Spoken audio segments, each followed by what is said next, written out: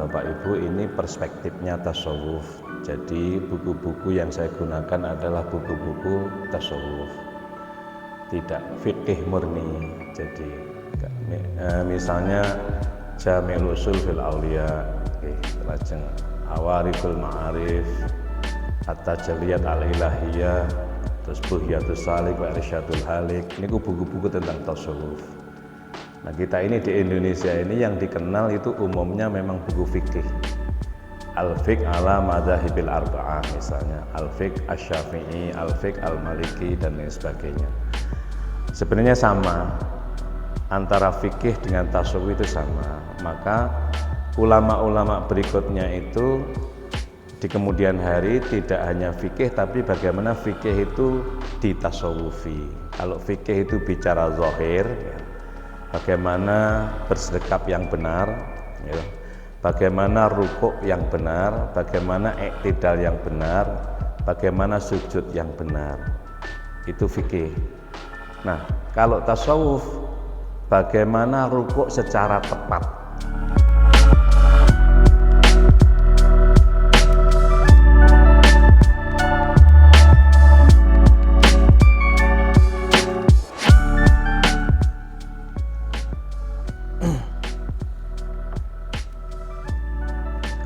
Assalamualaikum warahmatullahi wabarakatuh. Kula tak teng mriki nggih. Sane saged nggih. Alhamdulillah wassalatu wassalamu ala man la nabiyya ba'dah. Sayyidina Muhammad ibn Abdullah wa ala alihi wa ashabihi wa asba'ihi wa man tabi'a huda ila yaumil qiyamah. Amma ba'du. Bapak-bapak, ibu-ibu, para jamaah yang saya hormati, saya ingin lanjutkan kajian kita pagi ini 10 September 2022. Saya ingin sedikit mereview apa yang telah saya sampaikan di depan atau terdahulu, bahwa sholat subuh itu dimensinya dua. Bapak Ibu, ini perspektifnya tasawuf. Jadi buku-buku yang saya gunakan adalah buku-buku tasawuf, tidak fikih murni. Jadi misalnya Jami'ul Usul fil Auliya, lajeng Awariful Ma'arif, At-Tajalliyat Al-Ilahiyah, terus Buhyatus Salik wa Irsyadul Halik. Ini buku-buku tentang tasawuf. Nah, kita ini di Indonesia ini yang dikenal itu umumnya memang buku fikih.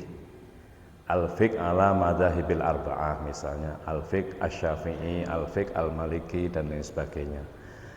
Sebenarnya sama, antara fikih dengan tasawuf itu sama. Maka ulama-ulama berikutnya itu di kemudian hari tidak hanya fikih, tapi bagaimana fikih itu ditasawufi. Kalau fikih itu bicara zahir, bagaimana bersedekap yang benar, bagaimana rukuk yang benar, bagaimana iktidal yang benar, bagaimana sujud yang benar, itu fikih.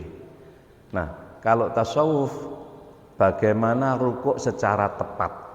Jadi tepat dengan benar itu mirip tapi berbeda. Jadi bagaimana kebenaran itu berjumpa dengan ketepatan.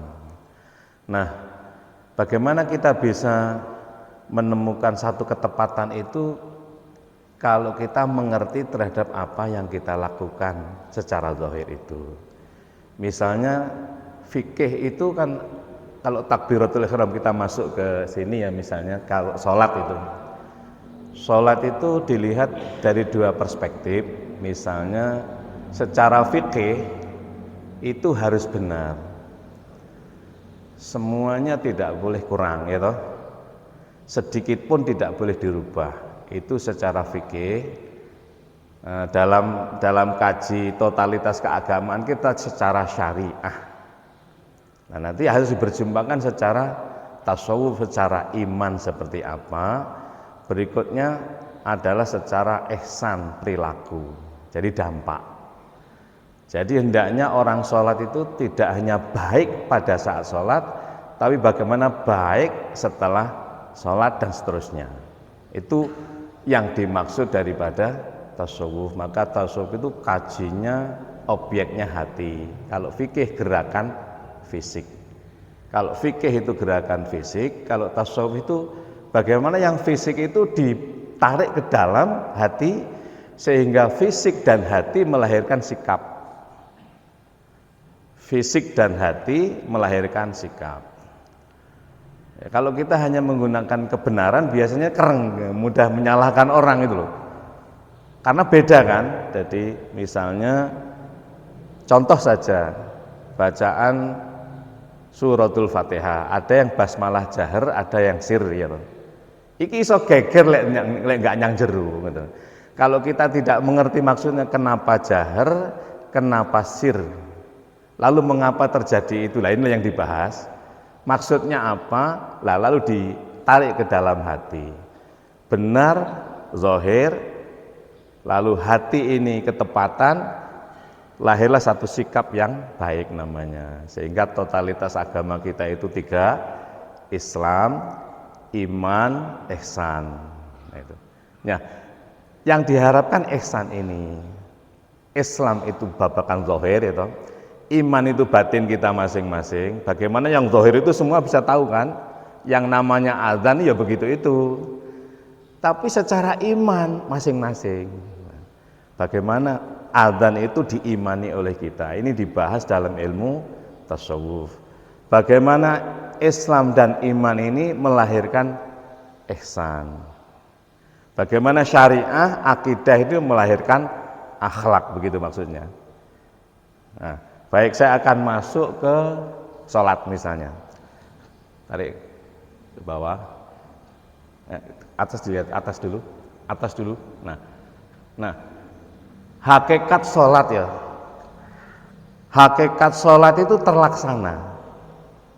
Jadi kalau tidak terlaksana berarti tidak sholat. Hakikat sholat itu rukun, Pak. Arkan jamaknya, isim mufradnya rukun, bahasa Indonesianya terlaksana. Rukun itu aslinya bahasa Arab, sudah menjadi bahasa Indonesia. Aslinya bahasa Arab, Pak. Beberapa arti rukun itu antara lain adalah terlaksana. Yang paling tepat mendekati ketepatan, karena arti itu nggak ada yang tepat. Arti bahasa itu translate kan, itu yang pas itu gak ono itu loh. Yang persis itu enggak ada. Jadi mungkin yang mendekati paling tepat itu terlaksana. Lalu menjadi bahasa Indonesia kita, rukun itu tidak bertengkar. Ya toh? Rukun itu apa, Pak? Enggak tukaran yo. Artinya apa? Secara lebih sederhananya, kalau kita sholat itu mesti rukun, Pak, dilaksanakan.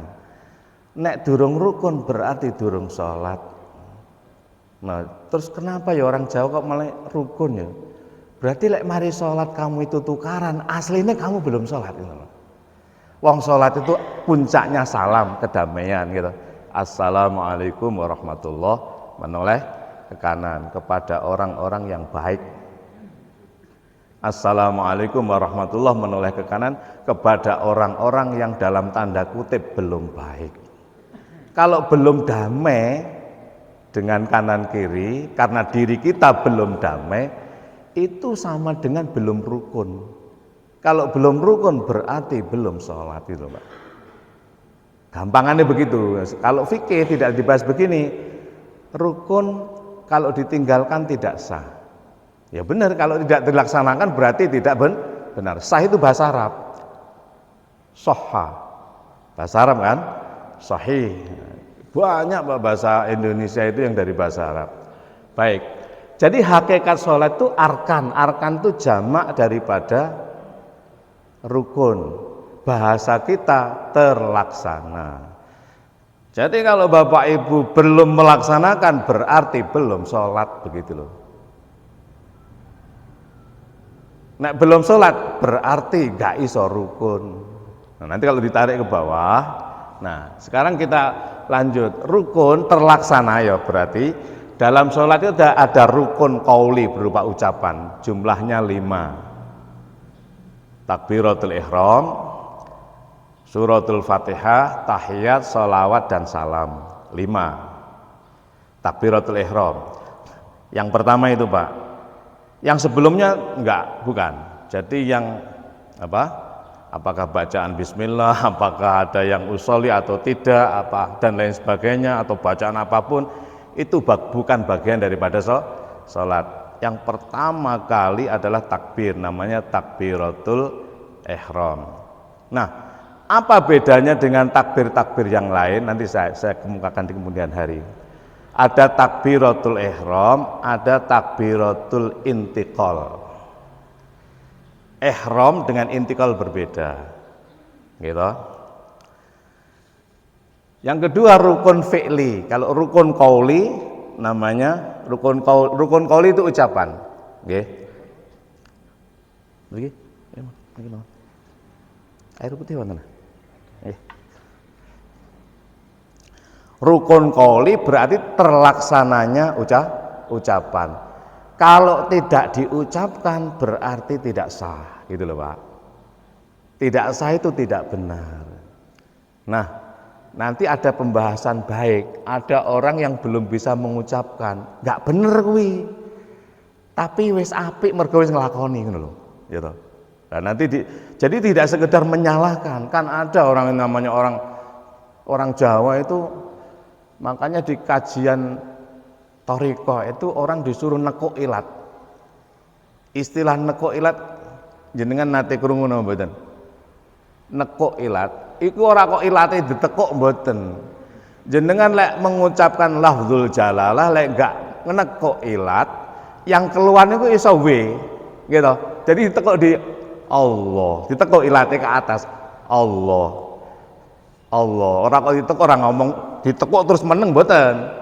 Maksudnya agar supaya kita bisa mengucapkan lafzul jalalah secara benar iku nekuki ilat Allah. Tapi lek gak ditekuk iso Allah, iso Allah, iso lah gitu. Jadi ilatnya ditekuk ke atas, Pak. Allah, gitu ditekuk, ditahan. Napa ujungnya ini lho. Allah ditekuk. Iku latihan, Pak. Latihan muni Allah niku nggih wonten lho. Lek wonten dunia ngoten niku ngoten. Jenengan pun usah repot mikir lah pokoknya karena ngoten pun mungkin belajar kalem-kalem gitu. Soalnya lek gak ditekuk Pak, iso muni Allah nggih napa mboten? Allah gitu. Lah saking angele kalau orang Katolik bilangnya Allah gitu. Lah kalau orang Arab itu pinter mawon Allah pun biasa nih. Lah awake dhewe wong Jawa, lidah Jawa lho kan muni Allah nggih wangel. Sing muni Allah. Allah awe OH gitu. Jadi rukun qauli niku ucapan. Lek boten rukun berarti belum terlaksana, lek belum terlaksana belum sah. Ngoten nggih, lek belum sah berarti belum salat atau salat tapi belum benar ngoten. Salat tapi belum benar. Terus ada rukun fi'li. Rukun fi'li itu rukun perbuatan. Rukun fi'li ini nanti saya akan bahas langsung masuk cek mboten suwe-suwe. Rukun fi'li perbuatan, lek rukun qauli ucapan. Jadi rukun kudu terlaksana. Apa itu? Qiyam. Rukuk, i'tidal, sujud, duduk di antara dua sujud dan duduk akhir. 6 jumlahnya. Lek rukun qauli jumlahnya 5, lek rukun fi'li jumlahnya 6. Lah niki jenengan kenapa kok qauli itu 5, kenapa kok fi'li itu 6? Itu dibahas dalam ilmu tasawuf. Gampangane 5 itu alhamdu, Pak. Apa itu alhamdu? Alif lam ha mim dal. Kitab-kitab sing bahas ngeten niki kitab tasawuf, nggak akan kita jumpai dalam kitab fikih. Hadis-hadisnya terkadang memang hadis yang didasarkan pada ahlul bait biasanya pun. Rodok apa? Kan di dalam dunia Islam juga tidak lepas dari politik toh Pak nggih. Jadi antara Syi'i dengan Sunni niku nggih saling berebut gitu.